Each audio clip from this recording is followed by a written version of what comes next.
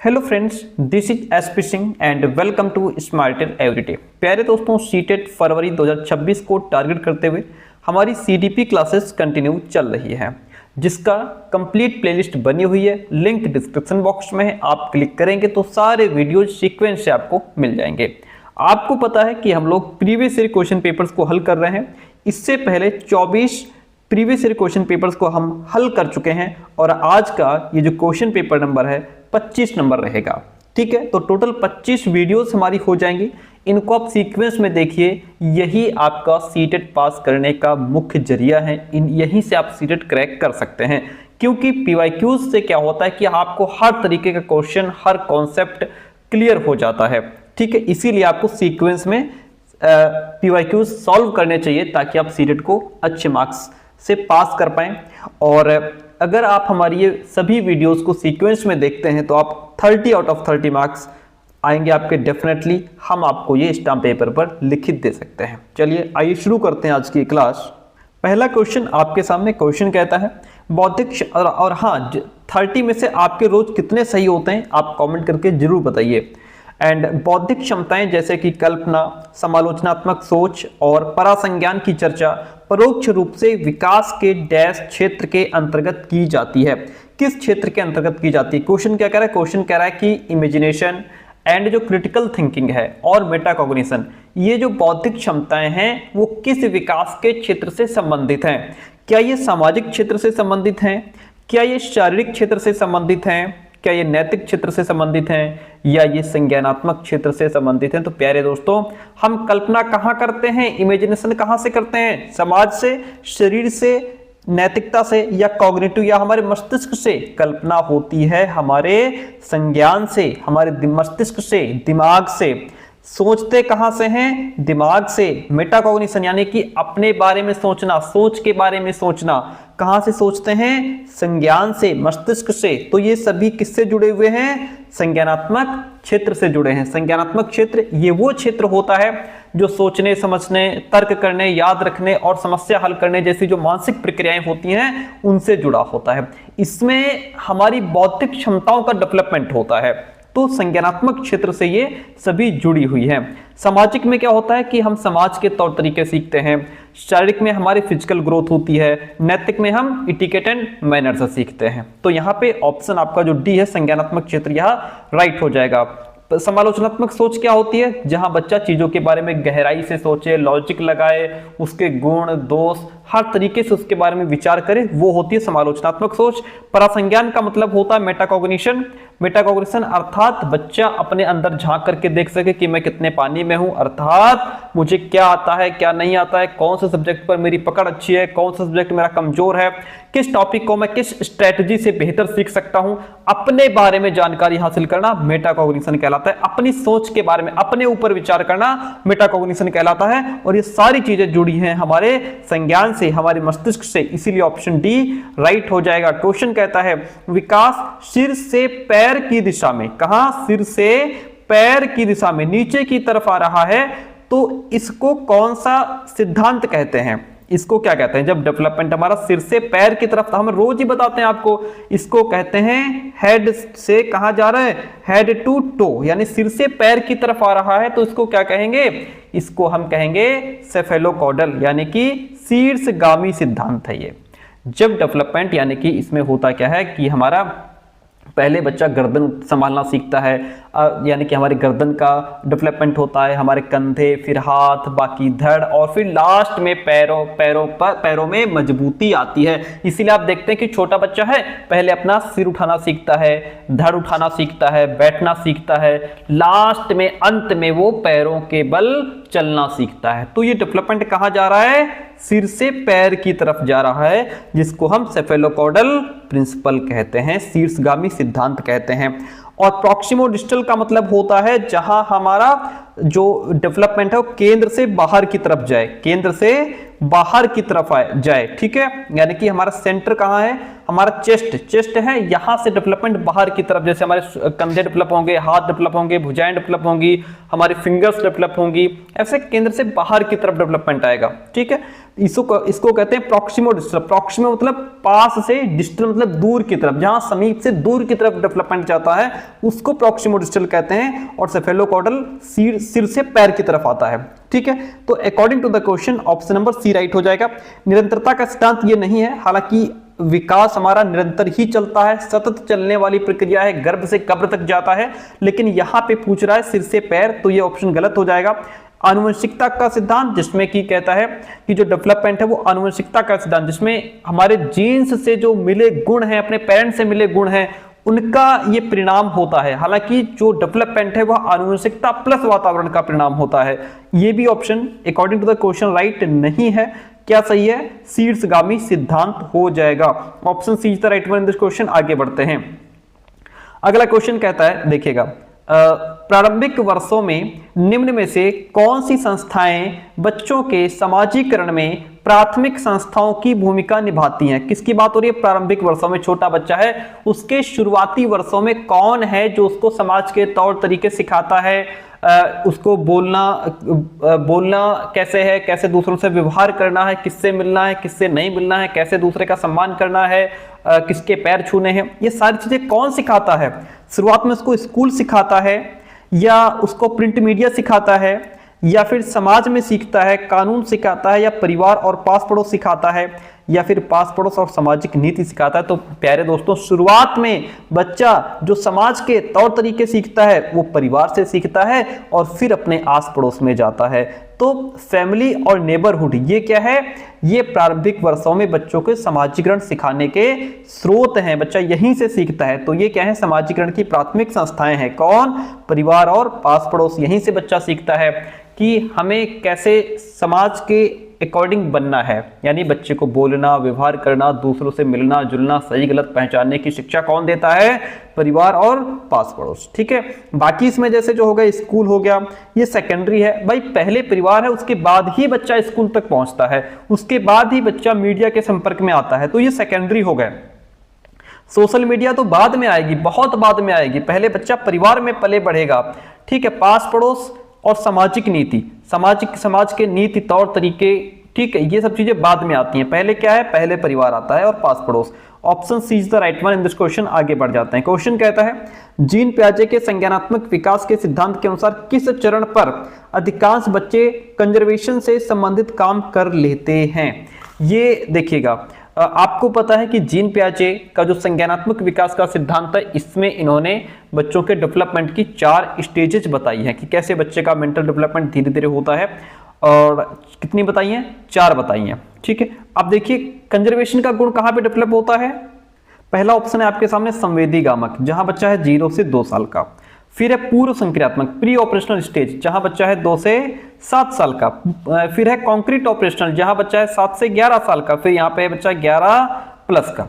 तो बच्चे के अंदर कंजर्वेशन का गुण जो है, कंजर्वेशन का मतलब क्या होता है? जहां बच्चा ये समझने लग जाए कि मिट्टी का आकार बदल सकता है लेकिन उसका आयतन नहीं बदलता, या फिर बर्तन बदल सकता है पर लेकिन उसमें जल की मात्रा उतनी ही रहेगी। जैसे पहले बच्चा क्या, छोटा बच्चा ये समझता है कि जो पतला गिलास है और लंबा गिलास है इसमें पानी ज्यादा है, और जो चौड़ा गिलास है, ठीक है, छोटा गिलास है, इसमें पानी कम है, जबकि पानी दोनों में बराबर है।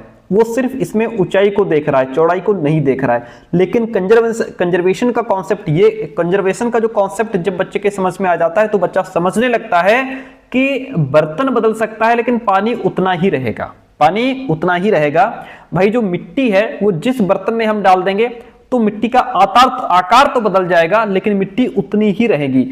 ये जो कॉन्सेप्ट है बच्चे के अंदर वो कब डेवलप होता है? कॉन्क्रीट ऑपरेशनल स्टेज में आकर के, जब बच्चा 7 से 11 साल का हो जाता है तब ये चीज वो समझने लगता है।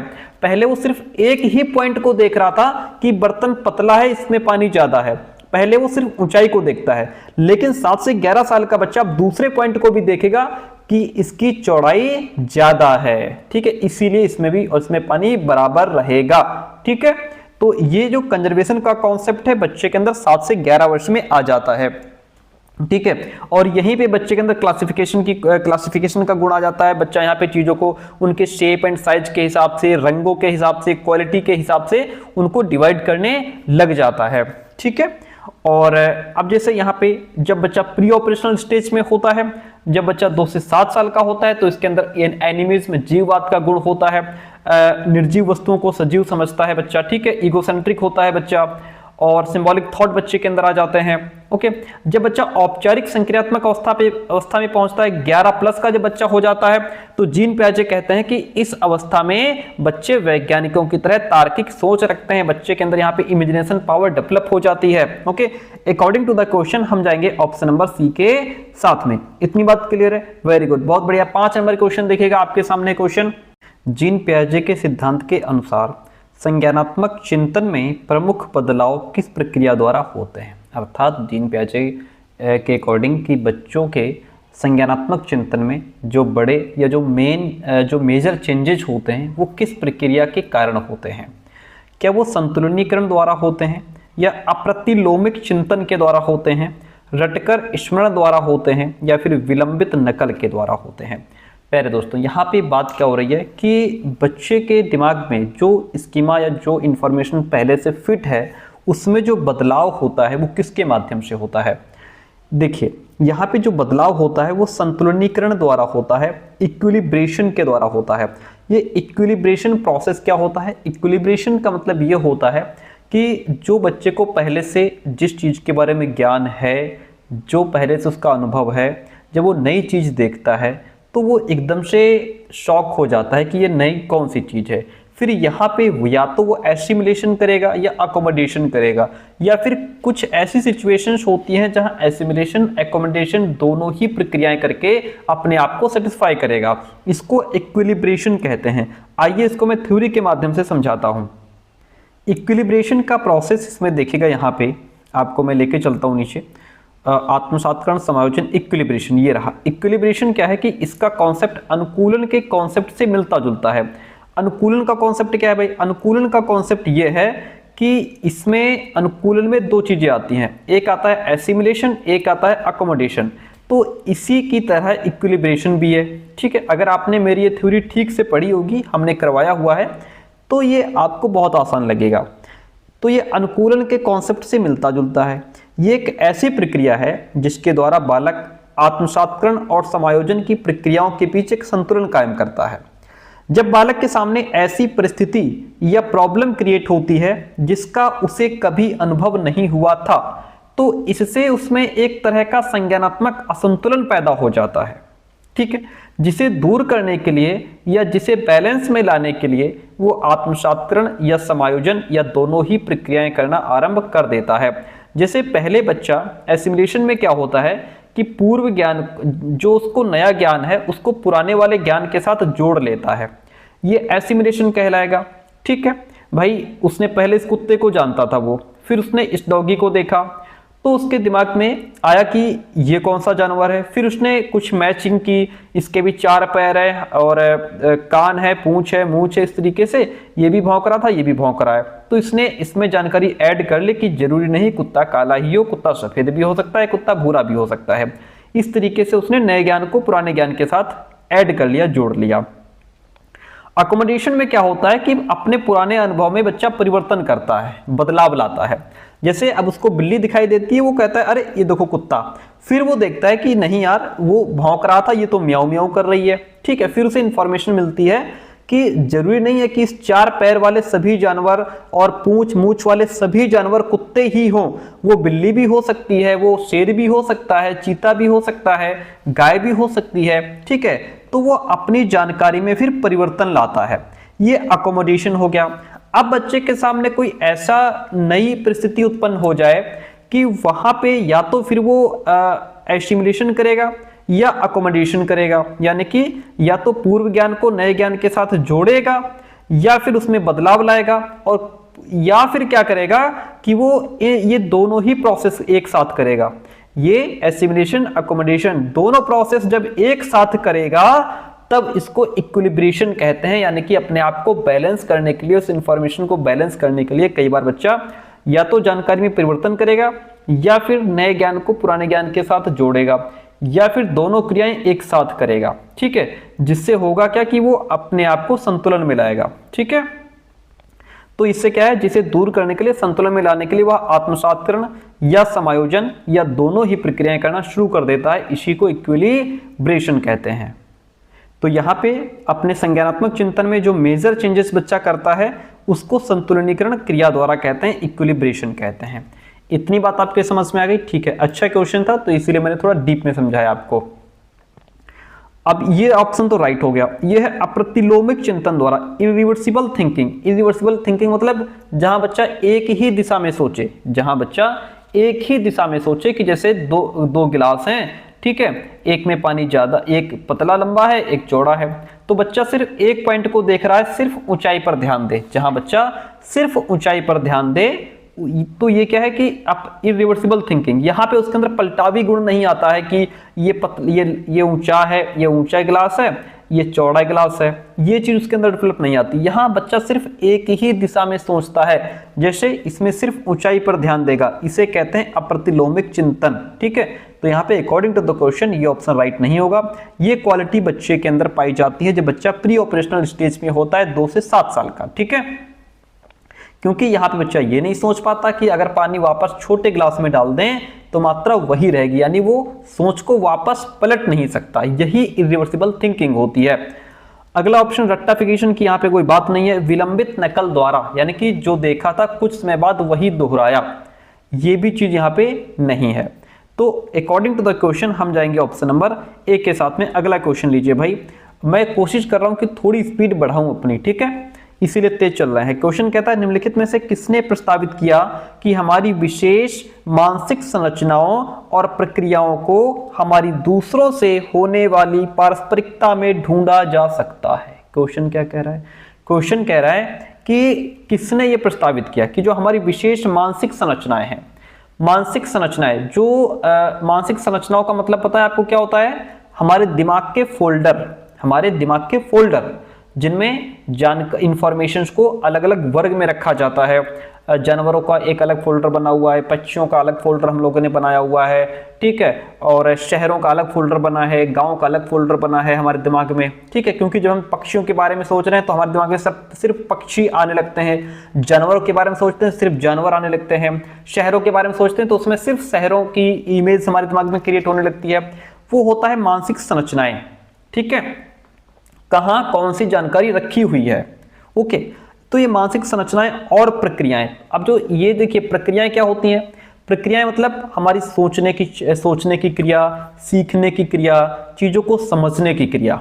ठीक है, कि कैसे उस जानकारी का प्रयोग करना है।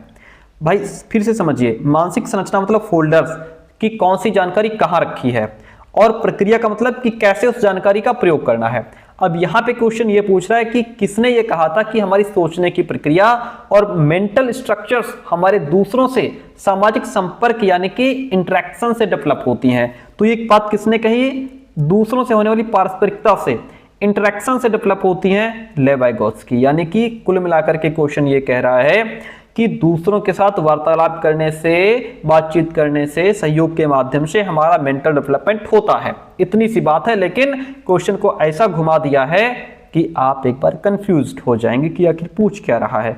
किसने कहा? लेवी-गोत्स्की ने कहा। उन्होंने कहा, क्या तर्क दिया, क्या विचार दिया था कि ज्ञान और सोच व्यक्ति के भीतर से नहीं बल्कि समाज के साथ संपर्क करने से, उनके बीच इंटरेक्ट करने से डेवलप होती हैं। ठीक है, तो हमारा जो मानसिक जो विकास है, जो मेंटल डेवलपमेंट है, वो लोगों के साथ, दूसरों के साथ इंटरेक्शन करने से ही डेवलप होता है। और वाइगोत्स्की ने सामाजिक सांस्कृतिक सोशियो कल्चरल थ्योरी दी है। हार्वर्ड गार्डनर ने मल्टीपल इंटेलिजेंस की थ्योरी दी है जिसमें इन्होंने 8 प्रकार की बुद्धि बताई है। लॉरेंस कोलबर्ग ने नैतिक विकास का सिद्धांत दिया है जिसमें इन्होंने 3 लेवल 6 चरण बताए हैं। जीन पियाजे ने संज्ञानात्मक विकास का सिद्धांत दिया है जिसमें इन्होंने 4 स्टेजेस बताई है बच्चे के मेंटल डेवलपमेंट की। ऑप्शन डी राइट हो जाता है। हम बढ़ते हैं नेक्स्ट प्रश्न की तरफ। अगला क्वेश्चन 7 क्या कहता है कि लेवी-गोत्स्की ने निम्न में से किसे अधिगम के सुगम साधन में महत्वपूर्ण माना है? यानी कि अधिगम के सुगम साधन में कौन चीज इंपॉर्टेंट है, जहां बच्चे को लर्निंग में जहां से हेल्प मिलती है। सांस्कृतिक उपकरणों को इन्होंने महत्व दिया है, सामाजिक अलगाव की बात करते हैं, इनाम और दंड की बात करेंगे, या पुनरावृत्ति और अभ्यास की बात करेंगे। ठीक है, तो जो लेवी-गोत्स्की हैं वो हमारे लर्निंग में कल्चरल टूल्स को बहुत अहम मानते हैं, बहुत इंपॉर्टेंट मानते हैं। कल्चरल टूल्स क्या होते हैं? कल्चरल टूल्स वो साधन, वो प्रणाली जिनके माध्यम से लोग सोचते हैं, एक दूसरे से बात करते हैं और अपने ज्ञान का एक दूसरे के साथ आदान प्रदान करते हैं। वो क्या है सांस्कृतिक उपकरण? एक तो भाषा, ये भाषा को बहुत महत्व देते हैं कि बच्चों के अधिगम को सुगम सरल बनाने के लिए भाषा बहुत इंपॉर्टेंट है, जिसके माध्यम से हम एक दूसरे से वार्तालाप कर पाते हैं और बच्चे भाषा के माध्यम से ही सोच पाते हैं, क्वेश्चंस पूछ पाते हैं, अपने विचार दूसरों के सामने रख पाते हैं, दूसरों के विचारों को सुन पाते हैं। दूसरा उन्होंने बताया प्रतीक यानी कि सिंबल्स, ठीक है, जैसे हमारे जैसे लेटर हो गए और जैसे जो भी अक्षर हैं, नंबर्स हो गए, कोई संकेत हो गया, संकेत चिन्ह हो गए, मानचित्र हो गए, ठीक है, ये सब चीज़ें हमारे, इन सब चीज़ों के माध्यम से हम ज्ञान को दूसरों के सामने प्रकट कर पाते हैं। और कुछ टेक्निकल टूल्स जैसे कि जो तकनीकी या भौतिक उपकरण हो गए, किताबें हो गई, कंप्यूटर हो गया, कलम हो गया, और चित्र हो गए, और भी जो टीचिंग लर्निंग मटेरियल है, इन सब चीज़ों को इन्होंने बहुत इंपॉर्टेंट माना है और ये सभी सांस्कृतिक उपकरणों के अंतर्गत आते हैं। वाइगोत्स्की कहते हैं कि जो लर्निंग है वो एक सोशल प्रोसेस है, सामाजिक प्रक्रिया है, और ये भाषा और जो सांस्कृतिक उपकरण हैं उनके प्रयोग से ही सुगम हो पाता है, सरल हो पाता है। इसका मतलब बच्चा केवल अपने अनुभव से नहीं बल्कि समाज के ज्ञान और संस्कृति के माध्यम से ही सीखता है। ये समाज से अलगाव की बात नहीं करते, ये समाज से जुड़ने की बात करते हैं, समाज के साथ संपर्क को इन्होंने महत्व दिया है। इनाम और दंड जो है ये व्यवहारवादियों का दृष्टिकोण है और ये व्यवहारवादी स्किनर जैसे लोग इनकी बात करेंगे। पुनरावृत्ति और अभ्यास रट्टाफिकेशन की बात है, बिहेवियरिज्म इसकी बात करता है, वाइगोत्स्की नहीं, ये भी कट जाएगा। According to the question cultural tools आपका ऑप्शन राइट हो जाएगा। क्वेश्चन नंबर 8 आपके सामने है, कहता है कि लॉरेंस कोहलबर्ग के नैतिक विकास सिद्धांत के अनुसार बच्चे किस चरण पर स्वयं एवं दूसरों के कार्यों को आंकते समय जैसे को तैसा तर्क का उपयोग करते हैं, यानी कि तुम जैसा हमारे साथ करोगे हम भी तुम्हारे साथ वैसा ही करेंगे। तुम मुझे अपनी डॉल दोगे खेलने के लिए तो मैं तुम्हें अपनी कार दूंगा खेलने के लिए। उसने मेरी पेंसिल तोड़ दी, मैंने उसका पेन तोड़ दिया। ये भाव जो है बच्चे के अंदर, ये जो गुण है बच्चे के अंदर, वो कहाँ पे आता है? क्या ये यांत्रिक उद्देश्य अभिनवीकरण कहलाएगा, या फिर ये good girl good boy orientation है, ये सामाजिक व्यवस्था निर्वहन अभिनवीकरण है, या सामाजिक समझौता अभिनवीकरण है? प्यारे दोस्तों, हमने लॉरेंस कोहलबर्ग की थ्योरी, कंप्लीट थ्योरी बहुत डिटेल में पढ़ाई है। आपने नहीं पढ़ी है तो उसको देखिएगा और समझिएगा। तो ये आता है हमारा यांत्रिक उद्देश्य अभिनवीकरण, यानी कि इंस्ट्रूमेंटल पर्पस ओरिएंटेशन के अंतर्गत आता है। और ये हमारा फर्स्ट लेवल की सेकंड स्टेज है, जहां बच्चा जैसे को तैसा ये अपने अंदर सोच रखता है, यानी कि तू मेरे साथ अच्छा करेगा तो मैं भी तेरे साथ अच्छा करूंगा, तू मेरे से अच्छे से पेश आएगा मैं भी तेरे साथ अच्छे से पेश आऊंगा। यहाँ बालक की स्वलाभ मानसिकता होती है, खुद व्यक्तिगत फायदा भी देखता है। यही हमारा राइट आंसर हो जाता है। Good boy good girl orientation जो है ये सेकंड लेवल की थर्ड स्टेज है, जहां बालक दूसरों की नजरों में अच्छा बनने की कोशिश में रहता है। ठीक है, अपने घर में दादा दादी की खूब सेवा करता है ताकि उसके पेरेंट्स कहें कि मेरा बेटा कितना अच्छा है, कितनी मेरी गुड़िया कितनी अच्छी है, खूब सबकी बात मानती है, यानी कि दूसरों की नज़रों में अच्छा बनने की कोशिश करता है। जब कोई उसकी तारीफ कर दे तो फूले नहीं समाता है और उसको थैंक यू जरूर बोलता है। ये गुण होते हैं बच्चे के अंदर। सामाजिक व्यवस्था निर्वहन अभिनवीकरण, ये गुण जो है वो सेकंड लेवल फोर्थ स्टेज का है, जिसमें बालक समाज के नियम कानून को ही सर्वोपरि मानते हैं कि अगर हिंज ने चोरी की है तो उसको सजा मिलनी चाहिए, इस तरीके से। ठीक है, सामाजिक समझौता अभिनवीकरण, सोशल कॉन्ट्रैक्ट ओरिएंटेशन, ये थर्ड लेवल का फिफ्थ स्टेज है। इसमें बालक ये मानते हैं कि नियम लोगों के हित के लिए बने हैं। अगर किसी नियम से किसी का नुकसान होता है तो ऐसे नियम को तोड़ देना चाहिए। अगर रेड लाइट तोड़कर किसी की जान बच सकती है तो उसे तोड़ दो और उससे बचा लो। ठीक है, तो मैंने सबको बता दिया कि कौन सी विशेषता कहाँ की है। अकॉर्डिंग टू द क्वेश्चन आपका ऑप्शन ए राइट हो जाएगा। इतनी बात क्लियर होती है, आगे बढ़ जाते हैं। बड़े प्यारे से प्रश्न है, बहुत इंपॉर्टेंट क्वेश्चन है। कहता है एक संरचनावादी कक्षा में विद्यार्थियों को किस लिए प्रेरित किया जाता है? संरचनावादी कक्षा आप समझते हैं, ठीक है, ध्यान रखिएगा। बस संरचनावादी कक्षा का मतलब ये होता है जहां बच्चा एक्टिव होकर के सीखता है, एक्सप्लोर करता है, क्वेश्चंस पूछता है, चीजों को प्रयोग करके देखता है। ठीक है, और ग्रुप में सीखता है, अपने ज्ञान का स्वयं निर्माता होता है, और यहाँ पे टीचर की भूमिका सिर्फ एक फैसिलिटेटर की, मार्गदर्शक की होती है, सिर्फ ज्ञान देने वाले की नहीं। ठीक है, इतनी बात क्लियर है। तो ये संरचनावादी कक्षा में विद्यार्थियों को किस लिए प्रेरित किया जाता है? अन्वेषण द्वारा सीखने के लिए, थ्रू डिस्कवरी बच्चे सीखें, एक्सप्लोर करके सीखें, खोज करके सीखें, प्रयोग करके सीखें, लर्निंग बाय डूइंग होना चाहिए। यहाँ पे बात तो ठीक लग रही, विशेषता तो है ये। बाह्य पुरस्कार पाने हेतु सीखने के लिए, नहीं नहीं नहीं, ये संरचनावादी कक्षा की विशेषता नहीं है कि बच्चे सिर्फ इनाम पाने के लिए काम करें। निष्क्रिय अनुकरण कहीं नहीं हो सकता, पैसिव इमिटेशन नहीं होगा। रट्टाफिकेशन की बात संरचनावादी कक्षा नहीं करेगी। कंस्ट्रक्टिविस्ट क्लासरूम में क्या होगा? बच्चा थ्रू डिस्कवरी सीखेगा, अन्वेषण करके सीखेगा, प्रयोग करके सीखेगा, ग्रुप में सीखेगा, अपने ज्ञान का निर्माता बच्चा खुद है। टीचर यहाँ पे सिर्फ एक फैसिलिटेटर की भूमिका निभाएगा। Option A is the right one in this question. आगे बढ़ते हैं। जीन प्याजे के विचार में बच्चों की निजी वाक्य प्राइवेट स्पीच को क्या दर्शाती है? प्राइवेट स्पीच की बात कौन करते हैं? वाइगॉत्स्की करते हैं। कौन करते हैं प्राइवेट स्पीच की बात? वाइगॉत्स्की करते हैं। लेकिन क्वेश्चन में जीन प्याजे लिखा है, और जो जीन प्याजे हैं ये बच्चों के प्राइवेट स्पीच को क्या मानते हैं? उनकी अग्रवर्ती सोच मानते हैं, अपनी सोच को विनियमित करने की अक्षमता मानते हैं, उनकी समस्या समाधान युक्तियां मानते हैं, या फिर उनका प्रासंज्ञानात्मक कौशल मानते हैं। तो आपको बताते चलें कि यहाँ पे जीन प्याजे जो हैं वो कहते हैं कि बच्चों की जो प्राइवेट स्पीच है वह अपनी सोच को विनियमित करने की अक्षमता है। बच्चे inability to regulate their thoughts. Vygotsky कहते हैं कि जो बच्चे के अंदर जो प्राइवेट स्पीच है इससे वो अपनी सोच को रेगुलेट कर पाते हैं, अपने काम को सही दिशा दे पाते हैं। लेकिन जीन प्याजे इसके बिल्कुल अपोजिट हैं। वो कहते हैं ये बच्चे की अक्षमता है, वो अपनी सोच को सही रेगुलेट नहीं कर पाते हैं इसके माध्यम से। ठीक है, यानी कि जीन प्याजे वाइगॉत्स्की के पॉइंट को यहाँ पे काटते हैं इसके माध्यम से। तो ये ऑप्शन राइट है जीन प्याजे के अनुसार। वाइगॉत्स्की होते तो यहाँ कहते कि अपनी सोच को बच्चे विनियमित करने की क्षमता है, क्षमता। यहाँ पे वाइगॉत्स्की होते तो यहाँ पे ए को काट देते, और ये ऑप्शन वाइगॉत्स्की के पक्ष में चला जाता। लेकिन चूंकि जीन प्याजे है इसलिए ये ऑप्शन राइट हो जाएगा। ठीक है, उनकी अग्रवर्ती ये एडवांस थिंकिंग है। कौन कहेंगे? वाइगॉत्स्की कहेंगे कि प्राइवेट स्पीच बच्चों की एक एडवांस थिंकिंग है, इसके माध्यम से बच्चे अपने काम को सही मार्गदर्शन दे पाते हैं। उनकी समस्या समाधान युक्ति है, बच्चे प्राइवेट स्पीच के माध्यम से अपनी प्रॉब्लम को सॉल्व कर पाते हैं, अपने प्रॉब्लम को सॉल्व करने की सही दिशा दे पाते हैं। उनकी प्रासंज्ञानात्मक यानी कि मेटाकॉग्निटिव स्किल है बच्चे, जहां बच्चे अपनी सोच के बारे में सोच पाते हैं। ये सब पॉइंट किसके हैं? ये तीनों पॉइंट वाइगॉत्स्की के हैं, ये पॉइंट जीन प्याजे का है, जो कि राइट हो जाता है। अगला प्रश्न लीजिए। क्वेश्चन कहता है समकालीन सिद्धांत बुद्धि को किस प्रकार अवधारित करते हैं? समकालीन सिद्धांत का मतलब जो आज के सिद्धांत है। क्या कहते हैं ये?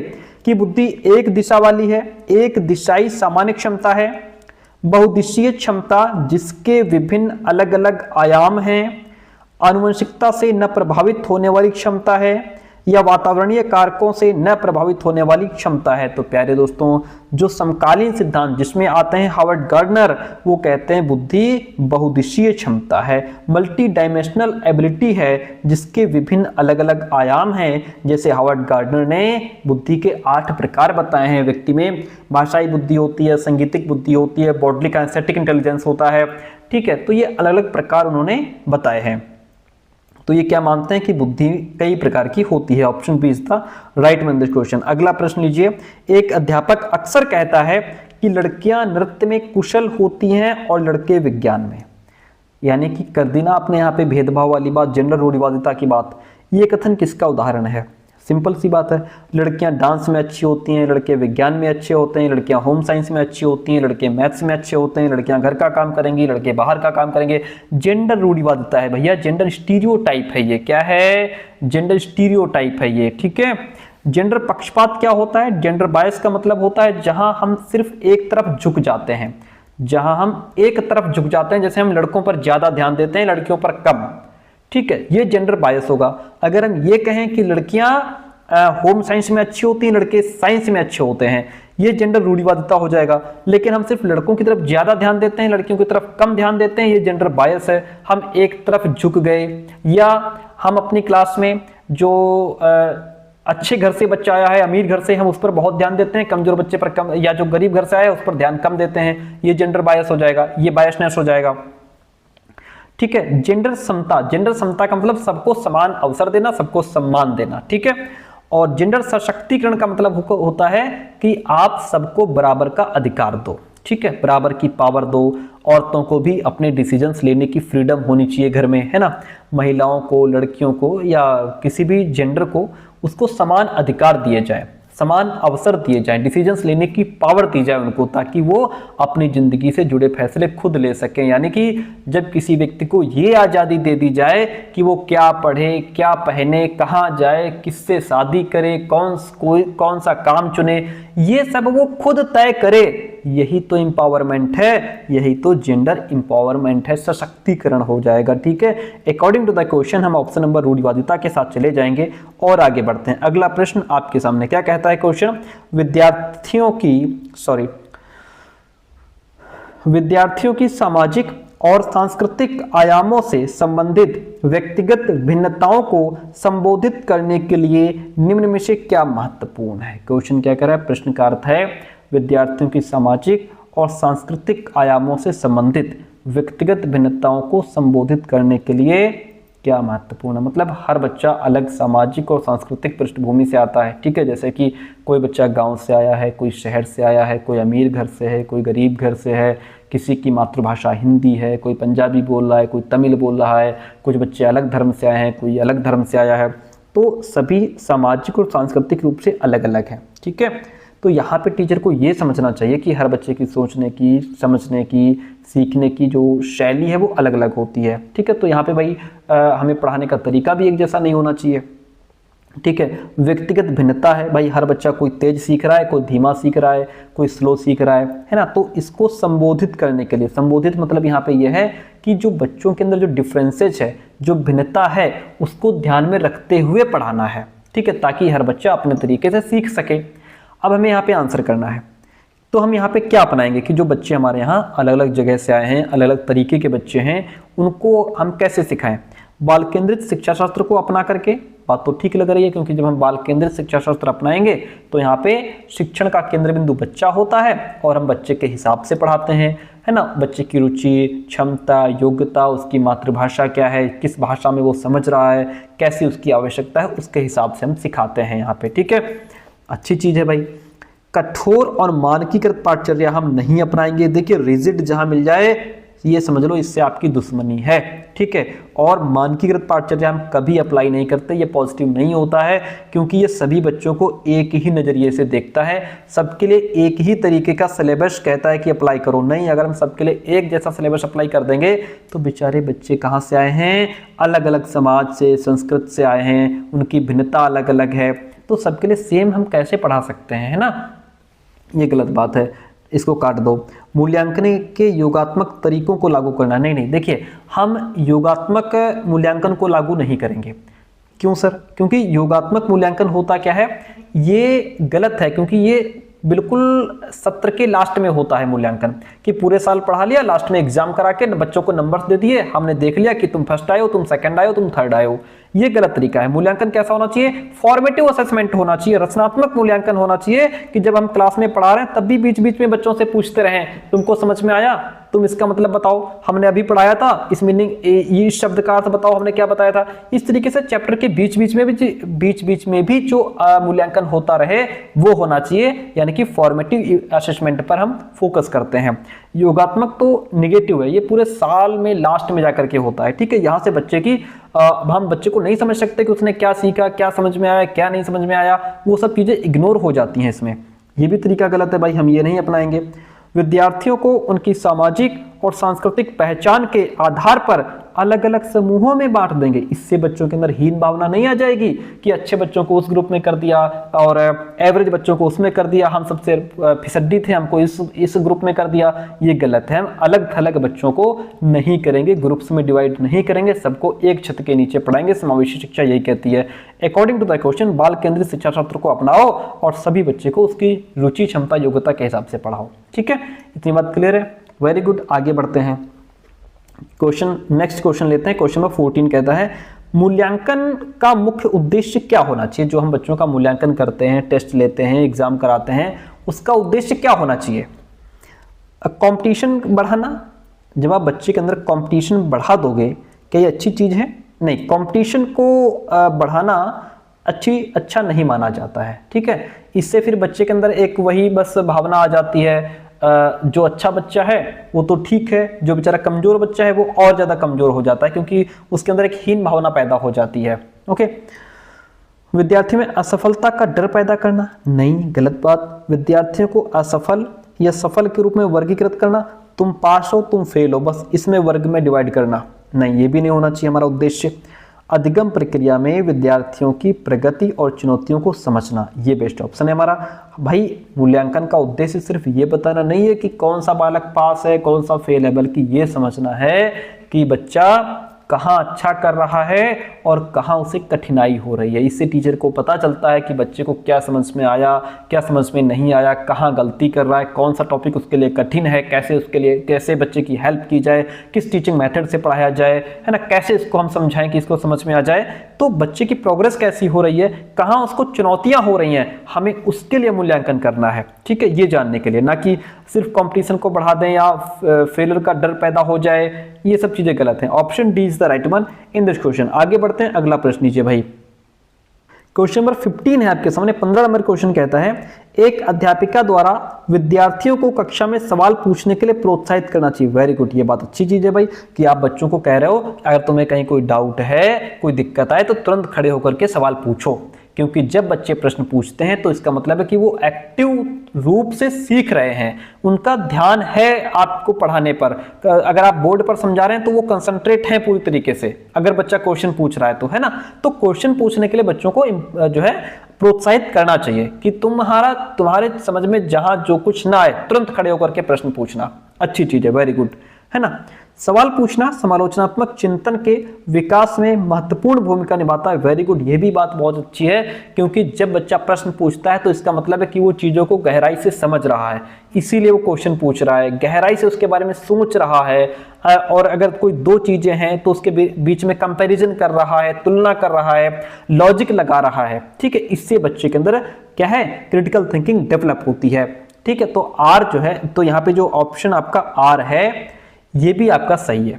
ठीक है, यहाँ पे टीचर को बच्चों को सवाल पूछने के लिए इसलिए प्रोत्साहित करना चाहिए क्योंकि उनके अंदर विचार करने और एनालिसिस करने की क्षमता को ये बढ़ाता है, इसलिए आर ए की सही व्याख्या भी कर रहा है। Option A is the right one in this question. वंचित वर्गों से संबंधित विद्यार्थी कौन है, वंचित वर्ग से आए हैं। ठीक है, वंचित वर्ग से संबंधित विद्यार्थी कौन होते हैं, जो सामाजिक रूप से पिछड़ गए हैं, आर्थिक रूप से कमजोर हैं, जो सांस्कृतिक रूप से पिछड़े हैं, शिक्षा वहां तक पहुंच नहीं पा रही है ना, और भी समस्याएं उनके पास बहुत सारी है ना। आर्थिक रूप से कमजोर बच्चे कौन होते हैं, जैसे जो गरीब हैं, पढ़ने के लिए किताबें नहीं है, पहनने के लिए यूनिफॉर्म नहीं है, इंटरनेट की कोई सुविधा नहीं है, ट्यूशन उनको मिल नहीं पा रही है। सामाजिक रूप से पिछड़े बच्चे हैं, जैसे SC ST OBC आता है ना, जो समाज में बहुत लंबे समय से जिनके साथ भेदभाव हो रहा है और उनको समाज में बराबर का हक नहीं मिल रहा है, वो सब वंचित वर्ग से संबंधित विद्यार्थी होते हैं। तो कह रहा है कि उनके सफल समावेशन के लिए उनको हम एक साथ मिलकर के पढ़ा सकें, इंक्लूड कर सकें, अपने साथ मिला सकें, उनके लिए मानकीकृत पाठ्यक्रम का लागू करना बहुत महत्वपूर्ण है। नहीं, ये मानकीकृत पाठ्यक्रम बेटा बिल्कुल नेगेटिव है। स्टैंडर्ड कैरिकुलम का मतलब है कि आप सबको एक डंडे से हाँक रहे हो, सभी छात्रों को ये एक नजर से देखता है, लेकिन यहाँ पे बच्चा वंचित वर्ग से आया है, बच्चा कमजोर है, कोई सामाजिक रूप से कमजोर है, कोई आर्थिक रूप से कमजोर है, बच्चा उसकी इंडिविजुअल डिफरेंसेस को हमें यहाँ पे ध्यान रखना होता है। तो मानकीकृत पाठ्यचर्या हम यहाँ पे स्टैंडर्ड करिकुलम न अपना करके फ्लेक्सिबल जो लचीला पाठ्यक्रम है वो अपनाएंगे। उसका मतलब ये होता है कि जो बच्चा जैसा सीखने वाला है, जैसी उसकी रुचि है, योग्यता है, क्षमता है, जैसी उसकी आवश्यकता है, उसके हिसाब से सिखाएंगे। ठीक है, तो स्टैंडर्ड करिकुलम हम नहीं अपनाएंगे क्योंकि ये सभी बच्चों को एक जैसा ही मानता है। ओके, ये गलत ऑप्शन है हमारा। कहता है मानकीकृत पाठ्यक्रम अधिगमकर्ताओं यानी बच्चों की सभी प्रकार की व्यक्तिगत विविधता को समाहित कर लेता है। नहीं, ये व्यक्तिगत विविधता को नजरअंदाज कर देता है। क्या करता है, व्यक्तिगत विविधता जो होती है, हर बच्चे की रुचि, उसकी योग्यता, उसकी क्षमता, उसकी आवश्यकता जो अलग अलग होती है, उसको कहता है सबको इंक्लूड कर लेता है। इंक्लूड नहीं करता, ये सबको एक जैसा ही मानता है। भाई हर बच्चे का सामाजिक, सांस्कृतिक और भाषाई अनुभव अलग अलग होता है, इसलिए जो स्टैंडर्ड कैरिकुलम है ये उनके समावेशन में क्या करता है, बाधा बन जाता है। ठीक है, तो यहाँ पे हमारे दोनों ही ऑप्शंस राइट हो जाएंगे, गलत हो जाएंगे, ए और आर दोनों ही गलत हो जाते हैं। ठीक है, क्योंकि मानकीकृत पाठचर्या जो है ये यूनिफॉर्मिटी लेकर के आता है, सबको एक रूप से देखता है, ये इंडिविजुअल डिफरेंसेस और कल्चरल डाइवर्सिटी को नज़रअंदाज कर देता है, इसलिए दोनों ही ऑप्शन हमारे गलत हो जाते हैं। अच्छा, एक पॉइंट और बता दें, वंचित वर्गों के बच्चों के लिए एजुकेशन तब इफेक्टिव होती है जब पाठ्यक्रम उनके अनुभव को समझे कि बच्चा अपने साथ क्या सीख कर के आया है, उसके हिसाब से पढ़ाओ, उनकी भाषा को आप समझ रहे हो, उनके कल्चर को आप समझ रहे हो, वो किस प्रकार के एटमॉस्फेयर से आए हैं, उनके आसपास का वातावरण पर्यावरण क्या है, समाज क्या चाहता है, समाज उनसे क्या अपेक्षा करता है, उनसे जुड़ी चीज़ें आप समझाओ। उनके लिए जो आप टीचिंग स्ट्रेटजी, जो टीचिंग मेथड अपनाओ, वो भी जो है फ्लेक्सिबल होना चाहिए। ठीक है, तो इस तरीके से आप उनको पढ़ा सकते हैं। यहाँ पे तो दोनों ही ऑप्शंस गलत हैं, ध्यान रखिएगा। स्टैंडर्ड करिकुलम की जहां बात होगी वो हमारा ऑप्शन कट जाएगा। क्वेश्चन कहता है निम्न में से कौन सा कारक शिक्षा में समावेशन में बाधक है। शिक्षा में समावेशन में बाधक है, शिक्षा में समावेशन का मतलब क्या है, हर बच्चे को चाहे वो कैसा भी हो सबको समान अवसर देना है ताकि वो एक ही कक्षा में बाकी बच्चों के साथ सीख सके। यानी कि हमको कोई भी बच्चा अलग या बाहर ना रहे, बल्कि सभी बच्चे एक साथ सीखें, एक साथ खेलें, एक साथ आगे बढ़ें और अपने आप को क्लास में जुड़ा हुआ महसूस करें, अपने आप का सम्मान महसूस करें। हर तरीके के बच्चों को क्लास में इंक्लूड करके एक साथ पढ़ाना है। देखिए, समावेश में बाधा क्या क्रिएट होगी, विद्यार्थियों में प्रतिस्पर्धा, कंपटीशन जब आप विद्यार्थियों में करा देंगे तो क्या इससे सभी बच्चे एक साथ मिलजुल करके रह पाएंगे? नहीं नहीं नहीं, कंपटीशन बच्चों में असमानता पैदा कर देता है, तनाव पैदा कर देता है। इससे क्या होगा, जो बेचारे कमजोर या पिछड़े वर्ग के विद्यार्थी होंगे, वंचित समूह के बच्चे होंगे, पीछे रह जाएंगे, खुद को बेचारे अयोग्य समझने लग जाएंगे कि यार हम तो इसके योग्य ही नहीं है, है ना। तो ये सभी के लिए समान अवसर, इक्वल अपॉर्चुनिटी की भावना के बिल्कुल अपोजिट हो जाता है। इसलिए यही क्या है, एक ऑब्स्टेकल है, ये खुद एक बाधा बन जाता है समावेशी शिक्षा में। ठीक है, बहुसंवेगी उपागम ये बहुत अच्छी चीज है, ये समावेशन में बाधा नहीं है, ये हेल्पफुल है, सहायक है, क्योंकि ये क्या है, मल्टी सेंसरी अप्रोच है। मल्टी सेंसरी मतलब जहाँ पे हम अपने एक से अधिक सेंस ऑर्गन का यूज करते हैं, प्रयोग करते हैं। हम चीज़ों को सामने देख भी रहे हैं, सुन भी रहे हैं, है ना, देख भी रहे हैं, सुन भी रहे हैं, आँख का प्रयोग कर रहे हैं, कान का प्रयोग कर रहे हैं, चीज़ों को टच फील भी कर रहे हैं, छू भी रहे हैं। एक से अधिक इंद्रियों का प्रयोग करना हमेशा शिक्षा में बहुत हेल्पफुल होता है, चीज़ें लंबे समय तक हमारे दिमाग में स्टोर हो जाती हैं। आधारभूत संरचना उपागम, ये क्या होता है, आधारभूत संरचना सुगमता का मतलब होता है कि जो भी स्कूल की बिल्डिंग है, फर्नीचर है, वो ऐसे हों कि अगर आपकी क्लास में कोई बच्चा विकलांग है, कोई दृष्टिबाधित है, कोई श्रवण बाधित है, तो उनके लिए भी जो है उनके अनुकूल हों चीज़ें, है ना। अब जैसे जो बच्चे जो विकलांग है बेचारा, सीढ़ियाँ चढ़ करके क्लास में नहीं जा सकता, उसके लिए क्या काम करो कि वहाँ पे सीढ़ी ना बना करके एक जो रैंप होती है वो बना दो, ताकि वो बैठा बैठा अपनी चेयर पे क्लास में चला जाए, है ना। और टॉयलेट वगैरह जाने के लिए भी उसके लिए रास्ता सही, सरल, सुगम होना चाहिए। 4-6 सीढ़ियाँ चढ़ करके आनी जानी ना पड़े उसको। और क्लास में जो आप कुर्सी मेज लगा रहे हो वो भी ऐसी हो कि हर बच्चे के लिए हेल्पफुल हो। ठीक है, और जो विकलांग बच्चा है वो भी जाकर के आसानी से बैठ सके, बार बार किसी से हेल्प ना मांगे। ठीक है, यानी कि आपके स्कूल की बिल्डिंग उनके अनुकूल होनी चाहिए। ओके, ये होती है इंफ्रास्ट्रक्चर एक्सेसिबिलिटी। ओके, यानी कि स्कूल में बिल्डिंग अच्छी हो, आपकी सुविधाएं हो बच्चों के लिए, है ना, संसाधन हो, चाहे वो सामान्य बच्चा हो या विशेष आवश्यकता वाला बच्चा हो, सभी लोग उसको आसानी से प्रयोग में ला सकें। बाल केंद्रित शिक्षा शास्त्र, चाइल्ड सेंटर्ड पेडागोजी, ये तो बहुत अच्छी चीज़ है भाई। ये भी क्या है, ये भी जो है समावेशन में हेल्पफुल है, बाधक नहीं है, कि जहां हम बच्चे की जो शिक्षा है वो बच्चे के अकॉर्डिंग चलती है, बच्चे के अनुभव को ध्यान में रखा जाता है, उसकी रुचि, योग्यता, क्षमता को ध्यान में रखा जाता है। ओके, ये भी ऑप्शन बेस्ट है। तो यहाँ पे समावेशन में बाधा हो जाएगा कंपटीशन। क्या हो जाएगा, कंपटीशन बाधा हो जाएगा। ओके, इतनी बात क्लियर है, वेरी गुड। आगे बढ़ते हैं, अगला क्वेश्चन लीजिए। कहता है डिस्लेक्सिया से जूझते विद्यार्थियों के संदर्भ में निम्न में से कौन सा कथन सही है। जो डिस्लेक्सिया से ग्रसित बच्चा होता है उसको कहाँ दिक्कत होती है, उन्हें अक्सर लेख बोध में कठिनाई होती है। They often face difficulty in text comprehension, लिखने में दिक्कत होती है, समझने में दिक्कत होती है। वे हमेशा सुस्त होते हैं। देखिए, जो डिसलेक्सिया से ग्रसित बच्चा है वो उन्हें लिखने में दिक्कत होती है, चीज़ों को समझने में दिक्कत होती है, अक्षर पहचानने में दिक्कत है, शब्दों को पढ़ने में दिक्कत है, प्रोनाउंसिएशन में दिक्कत है। कोई सेंटेंस है तो उसको पढ़ेगा, आधा छोड़ देगा, शब्द छोड़ देगा, वर्ड छोड़ देगा, है ना, बी को डी पढ़ देगा, शॉ को वाज पढ़ देगा, गॉड को डॉग पढ़ देगा। ये दिक्कत होती है डिसलेक्सिया वाले बच्चों में। ठीक है, तो ये ऑप्शन बेस्ट है। वो हमेशा सुस्त होते हैं। देखिए, जो डिसलेक्सिया वाला बच्चा है जरूरी नहीं है कि वो हमेशा आलस वाला हो या सुस्ती भरा हो। बच्चे मेहनती होते हैं, बस पढ़ने में थोड़ी दिक्कत होती है। तो ये नहीं कि वो हमेशा लेजी हो। वे किसी क्षेत्र में प्रतिभावान या कुशल नहीं हो सकते। देखिए, ऐसा नहीं है। कहा जाता है कि जो अल्बर्ट आइंस्टीन हो गए, टॉम क्रूज हो गए, इनको भी डिसलेक्सिया था, लेकिन क्या वो प्रतिभावान नहीं थे या कुशल नहीं थे, है ना। तो डिसलेक्सिया जरूरी नहीं है कि बच्चा प्रतिभावान ना हो, ये भी गलत है।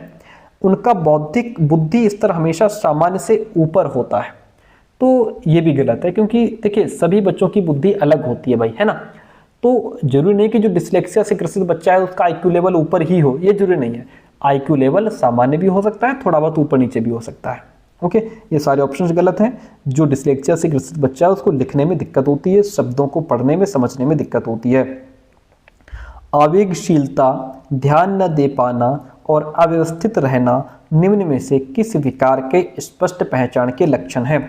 आवेगशीलता का मतलब होता है जो बच्चे, देखिए यहाँ पे बात हो रही है attention deficit hyper activity disorder की, यानी कि जो बच्चा ADHD से ग्रसित है। ADHD से ग्रसित बच्चा बहुत हाइपर एक्टिव होता है। आवेगशीलता, इम्पल्सिविटी होती है उसके अंदर, यानी कि बिना किसी काम के रिजल्ट को जाने ही काम कर डालता है ना। जैसे कहीं पर थोड़ी सी बात हुई, तुरंत मारपीट शुरू। वो नहीं सोचेगा नहीं कि मतलब मुझे बाद में ये लोग मारेंगे या पुलिस पकड़ेगी या जेल चला जाऊंगा, फ्यूचर खराब हो जाएगा। नहीं, थोड़ी सी बातचीत हुई, तुरंत चाटे रहपटे शुरू हो गए। ठीक है, ये बहुत आवेगशीलता होते हैं, अपने आप को रोक नहीं पाते हैं ना, बिना सोचे समझे कुछ भी बोल देंगे। बाद में भले दुनिया सॉरी बोलते घूमे सबसे, लेकिन जो मुंह पे आया फटाक से बोल दिया, काम कर दिया, उसका रिजल्ट पता ही नहीं क्या होगा, परिणाम की चिंता नहीं करते हैं। ये होती है आवेगशीलता। ठीक है, ये ध्यान नहीं दे पाते चीज़ों पर, अपना ध्यान कंसंट्रेट नहीं कर पाते, लंबे समय तक कंसंट्रेट नहीं कर पाते। ठीक है, और क्या होता है, इसको इसीलिए कहा जाता है ना अवधान न्यूनता। ये अपने ध्यान को बहुत कम लगा पाते हैं, अव्यवस्थित रहते हैं। अव्यवस्थित पता लगा स्कूल आ गए और कॉपी किताब घर पर रह गई, आधी कॉपी किताब ले आए, आधी घर पर रह गई, या जिस किताब का आज टाइम टेबल था, जिस कॉपी किताब का, वो घर पे रह गई, दूसरी ले आए बच्चे, है ना। और कौन सा काम पहले करना है, कौन सा बाद में तय करना है, वो सब तय हो ही नहीं पाता इनका। होमवर्क अधूरा ही छोड़ देंगे, है ना। और हर काम पता लगा देरी से हो रहा है, सबके 4-4 चैप्टर कंप्लीट हो गए, ये पता लगे फेयर में 2 ही चैप्टर लिख पाए हैं। ठीक है, चीज़ें इनको याद नहीं रहती, बिना सोचे कुछ भी बोल देते हैं, जल्दी में गलती कर देते हैं। तो ये अव्यवस्था रहती है इनके साथ। ये सब क्या है, विशेषताएं हैं ADHD वाले बच्चे की। ओके, देखिए, जो ऑटिज्म स्पेक्ट्रम डिसऑर्डर से ग्रसित बच्चा होता है, इसको समाज के लोगों के साथ आई टू आई कांटेक्ट करने में दिक्कत होगी, उनके साथ वार्तालाप करने में दिक्कत होगी। ठीक है, अपनी बात कैसे रखनी है, कैसे उसको कंटिन्यू करना है, और समाज के साथ संपर्क करने में बड़ा दिक्कत होती है इनको। और इनके डेली रूटीन में थोड़ा सा भी बदलाव कर दो तो ये उसके अनुकूल नहीं हो पाते। डिसलेक्सिया, बच्चे को लिखने पढ़ने में दिक्कत होती है। दृष्टिबाधित, जो बच्चे देखने में दिक्कत होती है। According to the question option number A right हो जाता है। आगे बढ़िए, क्वेश्चन नंबर B से आपके सामने कहता है, निम्न में से कौन सा विद्यार्थियों की विशिष्ट अधिगम कठिनाइयों को पहचानने का व्यापक तरीका है। सर ये बता दीजिए, विशिष्ट अधिगम कठिनाई होती क्या है, पहले तो ये बताओ। देखिए, विशिष्ट अधिगम कठिनाई का मतलब होता है जैसे डिसलेक्सिया, पढ़ने में दिक्कत, डिस्ग्राफिया, लिखने में दिक्कत, डिस्कैलकुलिया, मैथ्स वगैरह में प्रॉब्लम, ये क्या है, ये विशिष्ट अधिगम कठिनाइयाँ हैं। तो हम कैसे पहचानेंगे कि बच्चे को डिसलेक्सिया है या डिस्ग्राफिया है, डिस्कैलकुलिया है? इन सब चीज़ों को पहचानने के लिए क्या करना होगा? क्या आप IQ टेस्ट करेंगे, यानी कि मानकीकृत बुद्धि लाभ परीक्षण करेंगे? क्या इससे पता लग जाएगा कि बच्चे को कौन सी कठिनाई है? मुझे तो नहीं लगता, इससे नहीं होगा। ठीक है, क्योंकि IQ टेस्ट जो है सिर्फ हमारे IQ लेवल, हमारे बुद्धि के स्तर को बताता है कि हमारे अंदर कितनी बुद्धि है, 50 से 60 है, 70 से 90 है, 100 से 120 है, हम किस IQ लेवल हमारा कितना है। सिर्फ वो बताएगा, ये नहीं बताएगा कि हम डिस्कैल्कुलिया से ग्रसित हैं, डिस्ग्राफिया से ग्रसित हैं, ये नहीं बताएगा, इसलिए ये हटा दो। बहुविकल्प वाले सवालों पर आधारित परीक्षण। देखिए बहुविकल्पीय में क्या है, हमने क्वेश्चन दे दिया, 4 ऑप्शन दे दिए, है ना। अब बच्चा उसमें जो रटी रटाई चीजें हैं उसको आंसर टिक कर देगा, बात खत्म। अगर यहाँ पे बच्चे को डिस्ग्राफिया है, लिखने में दिक्कत है, वो भी पता नहीं चलेगा क्योंकि वो तो खाली टिक करके चला आया। तो इससे पता नहीं चलेगा कि बच्चे को क्या विशेष कठिनाई है। साल के अंत में परीक्षाएं, साल के अंत में परीक्षाएं क्या है, पूरे साल पढ़ाया, लास्ट में आपने एग्जाम ले लिया, पता ही नहीं चला बच्चे को क्या विशेष दिक्कत है, डिस्ग्राफिया है, डिस्कैल्कुलिया है, क्या है ना। तो ये भी ठीक नहीं है। हाँ, केस अध्ययन करेंगे, हम केस स्टडी करेंगे डियर फ्रेंड। क्या करेंगे सर, हम करेंगे केस स्टडी। ठीक है, केस स्टडी का मतलब होता है कि बालक की जो लर्निंग प्रोसेस है, कैसे सीख रहा है, उसका व्यवहार कैसा है, किस चीज में उसको इंटरेस्ट है, उसका रुचि क्या है ना, कहाँ कहाँ कठिनाई आ रही है, उसके फैमिली बैकग्राउंड क्या है ना, उसका मेंटल डेवलपमेंट क्या है, इन सब चीज़ों का बहुत डीप तरीके से अध्ययन होगा। ठीक है, क्योंकि जो केस अध्ययन होता है इसमें टीचर क्या करते हैं भाई, बालक के उसके कक्षा में उसका व्यवहार कैसा है इसको ध्यान से देखते हैं, बच्चे का टेस्ट करेंगे, उसको ऑब्जर्व करेंगे, उसका इंटरव्यू लेंगे, है ना, और रिपोर्ट्स तैयार करेंगे। और जो उसके गार्जियन हैं या जो बाकी टीचर्स उसको पढ़ाते हैं उनसे बात की जाएगी कि बच्चे की जो सीखने, जो बच्चे की जो लर्निंग प्रोसेस है वो कैसी चल रही है ना। पता लगाते हैं कि बच्चे को कहाँ कहाँ कठिनाई है, क्यों कठिनाई है, इन सब चीज़ों की जो है केस स्टडी होती है। तब पता चलता है कि हाँ बच्चे को डिस्ग्राफिया है कि डिस्कैल्कुलिया है कि ADHD से ग्रसित है, क्या क्या समस्याएं वो ऐसे पता लगता है। ठीक है, option D is the right one in this question. आगे बढ़ जाइए भाई, 21 नंबर क्वेश्चन है आपके सामने। क्या कहता है क्वेश्चन, कहता है कि बच्चे किस तरह से प्रभावशाली ढंग से सीखते हैं।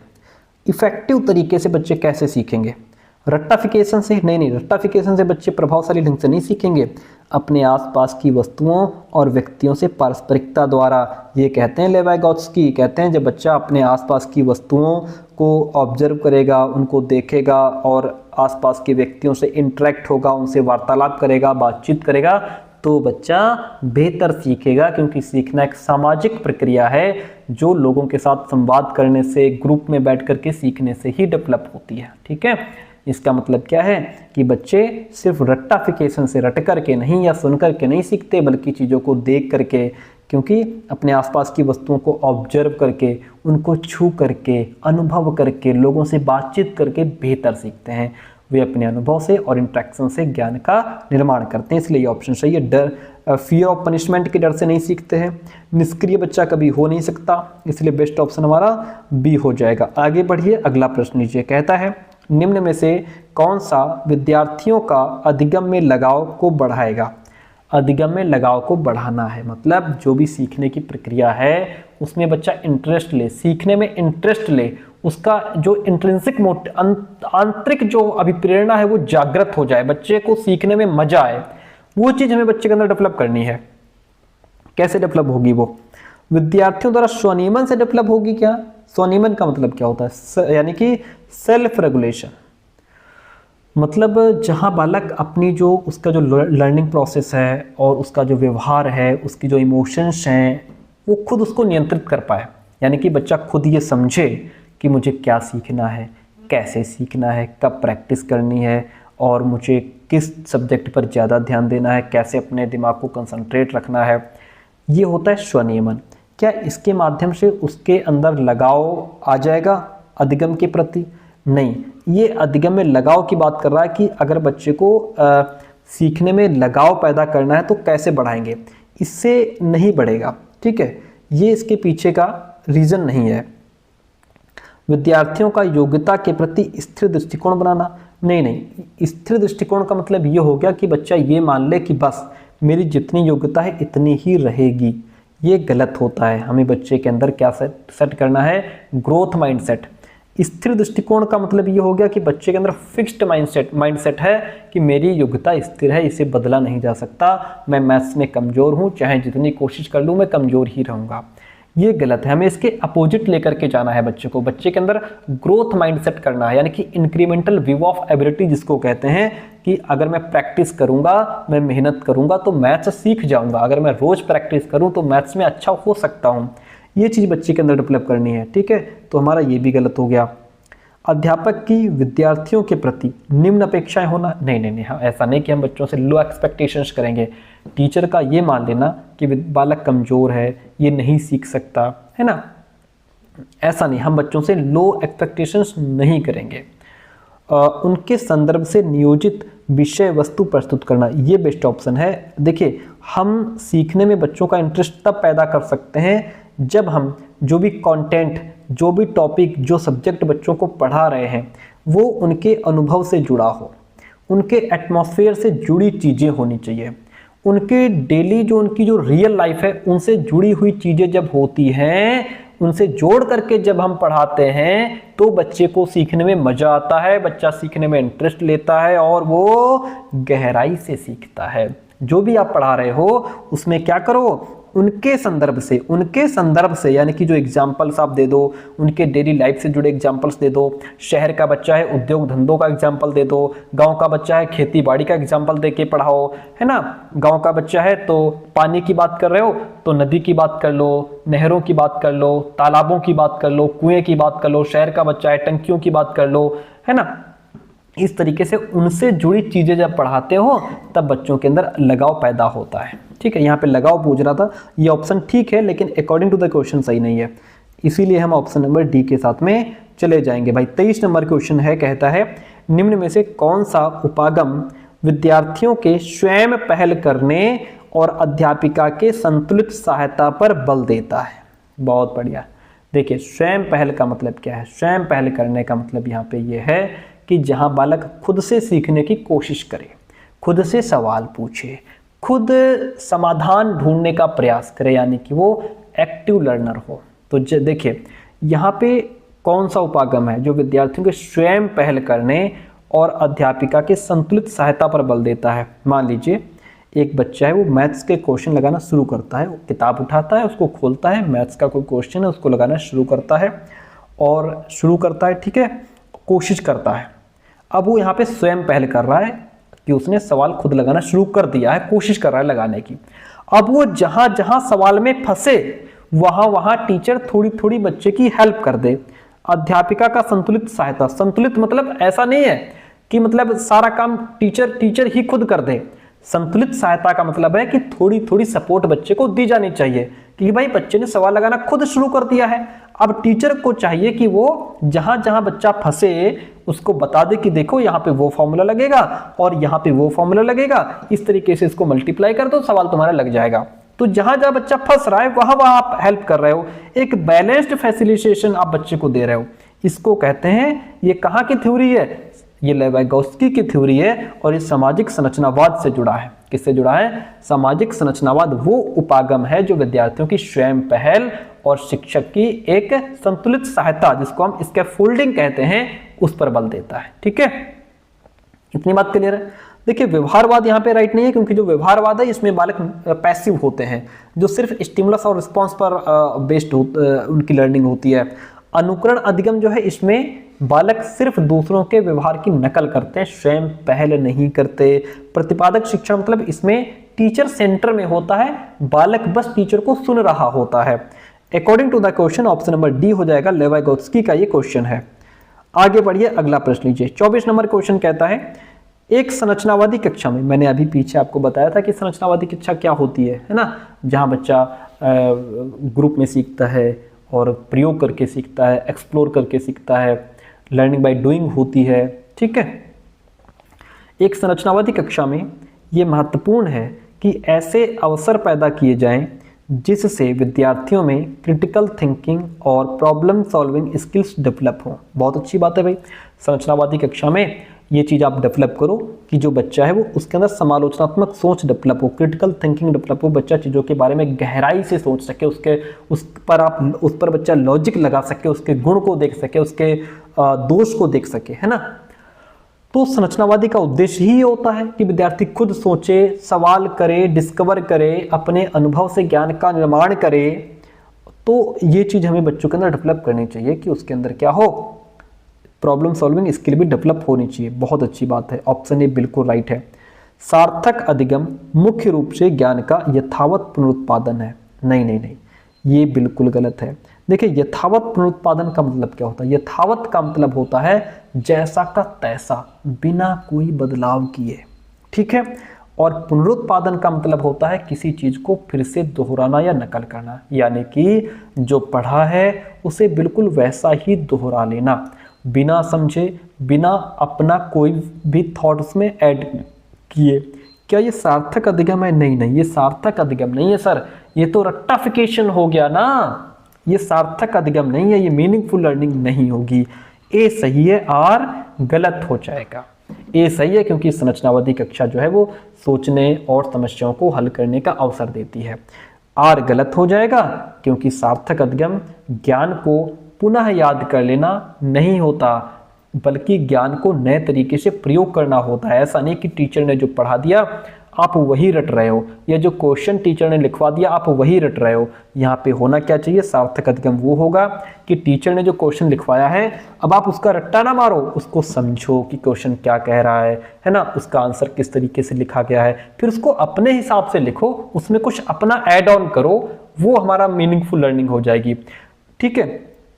तो ये जो यथावत पुनरुत्पादन मिले या रिप्रोडक्शन ऑफ नॉलेज मिले, ये नेगेटिव वर्ड है, इसको ध्यान रखिएगा।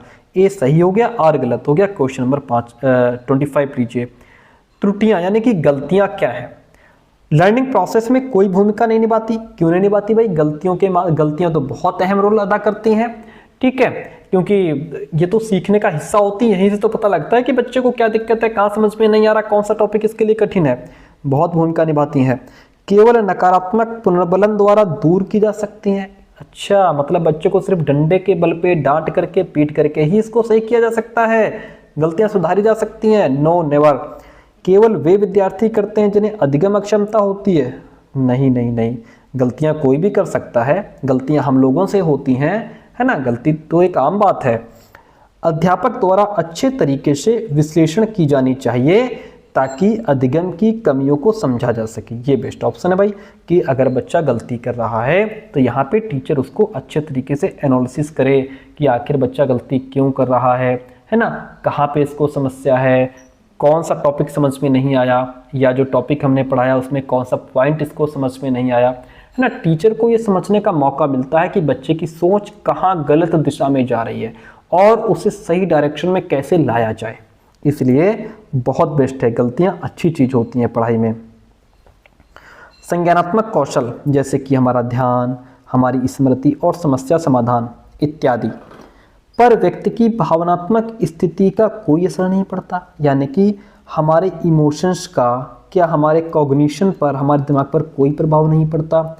इमोशन मतलब अगर हम खुश हैं, अगर हम खूब हैप्पी हैं, ठीक है, तो हमारा ध्यान भी लगेगा पढ़ाई में, हमें चीज़ें याद भी हो जाएंगी और हमारी समस्या भी समाधान हो जाएगी।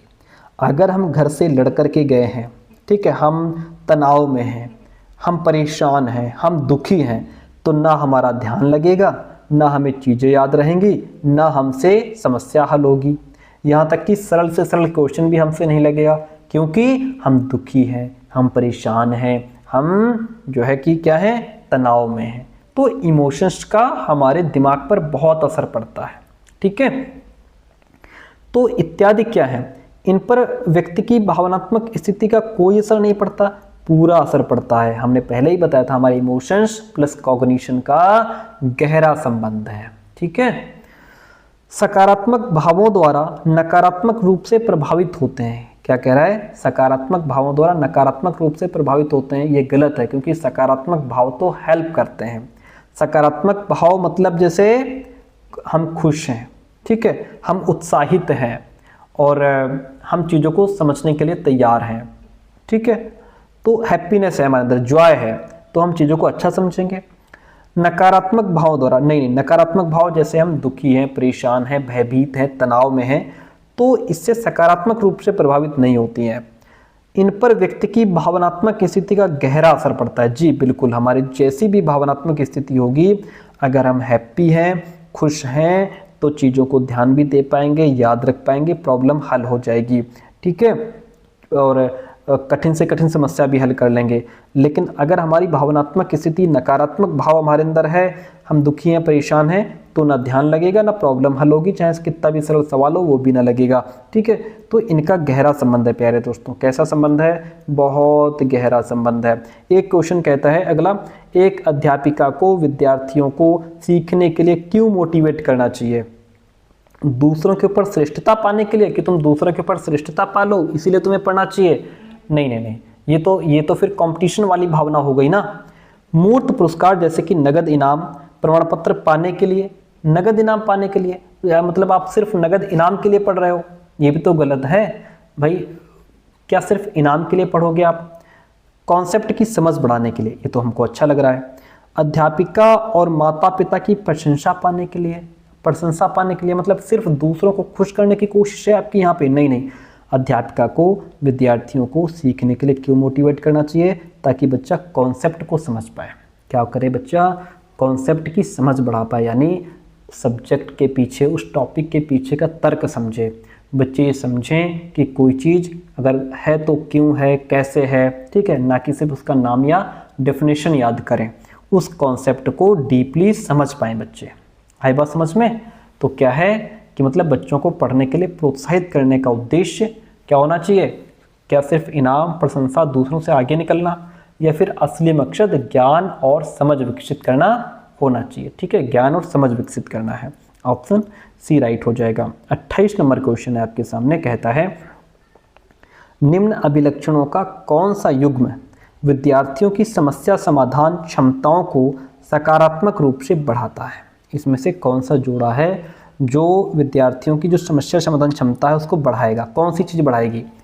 अनुक्रिया समुच्चय रिस्पॉन्स सेट, क्या ये, और प्रास्थान यानी कि फंक्शनल फिक्सनेस, क्या ये चीज़ बच्चों के अंदर प्रॉब्लम सॉल्विंग स्किल को बढ़ा देगी? नहीं। देखिए, फंक्शनल फिक्सनेस का मतलब होता है कि किसी काम को एक ही तरीके से करते जाना।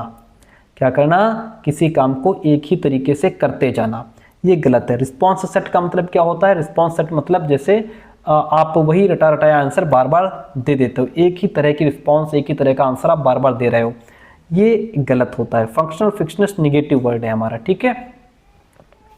और अगला है समरूपक सोच, यानी कि एनालॉजिकल थिंकिंग।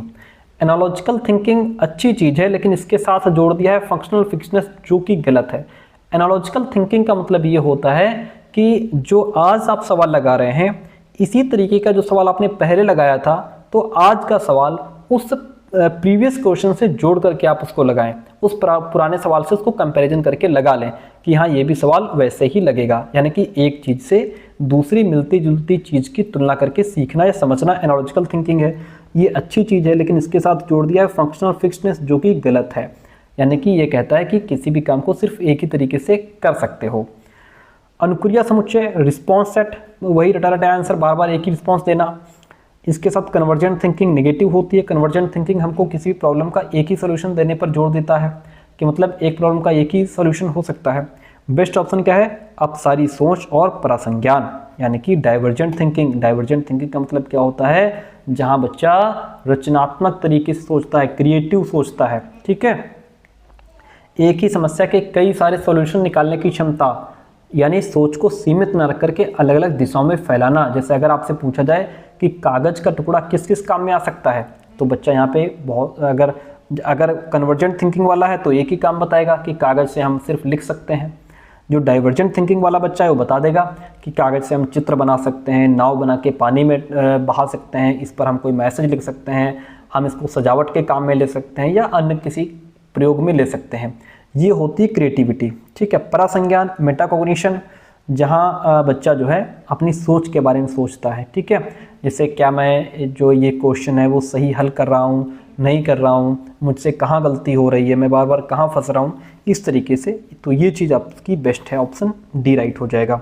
अगला क्वेश्चन आपसे कहता है, सेकंड लास्ट क्वेश्चन आज का, कि निम्न में से कौन सा कारक कक्षा में अधिगम प्रक्रिया में बाधक बन जाता है? लर्निंग में कौन सी चीज़ है जो बाधा बनेगी?